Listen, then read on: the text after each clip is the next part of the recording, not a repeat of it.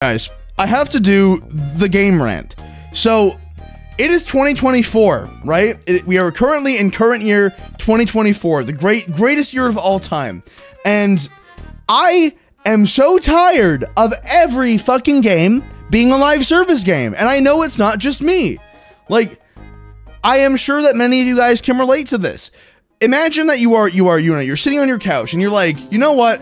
I want to play a game right now. I want to play a game that has an interesting story and is a ton of fun and like gets me feeling things, whether that's good, bad, whatever. I just want to feel something really cool. You go through Steam and like everything is either sloppy shovelware or live service games. And you have to shovel through piles of shit to find that one game that actually has like any semblance of story. Because in the modern gaming era, everything has become about squeezing as much money out of the end user as possible.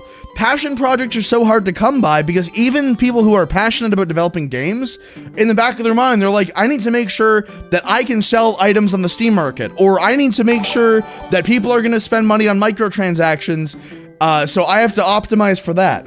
And like, I would genuinely, unironically, much rather spend like even $60 US on an indie game with a great story and like 10 hours of gameplay, or even like 5 hours of gameplay, to be honest with you, that makes me feel things and has a great time and like leaves an impact on me, than playing another fucking Call of Duty game, Modern Warfare 3, I'm looking at you, but doesn't even have a story mode as a remake.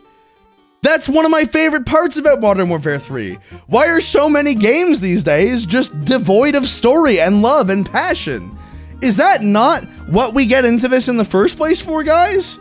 Is the attraction of video games not the intrigue that comes from it? The gameplay is a big part of it. But like, even in the NES and SNES days, you would ask questions, you were curious about these new things. I feel like a big part of it is that people have lost that curiosity that makes playing games so fun in the first place. I feel like video games are becoming more like a chore for a lot of people and like this fun thing. And you're just looking for anything that'll give you a dopamine rush. And like, unfortunately for a lot of people, spending $1 for Candy Crush to like skip an ad or whatever is going to be a better dopamine hit for them than like a game that actually has a lot of substance and passion and love put into it.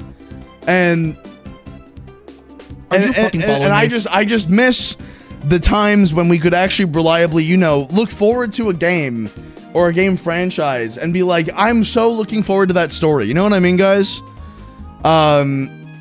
It's just, oh, and also, actually, that's not the end of it. There's one other thing I have to add to this. The other thing that really gets me about these games in general in the modern era is that, like, when was the last time a game came out that was actually ready on release from a AAA studio? There are day zero patches to fix major bugs. I'm sorry, but like, back in the day, if a game came out and there was a game-breaking exploit day zero, that was seen as like a, wow, this game is unfinished. We should probably wait a bit to play it. But nowadays it's, oh, thank heavens they fixed that bug that should have been found in playtesting.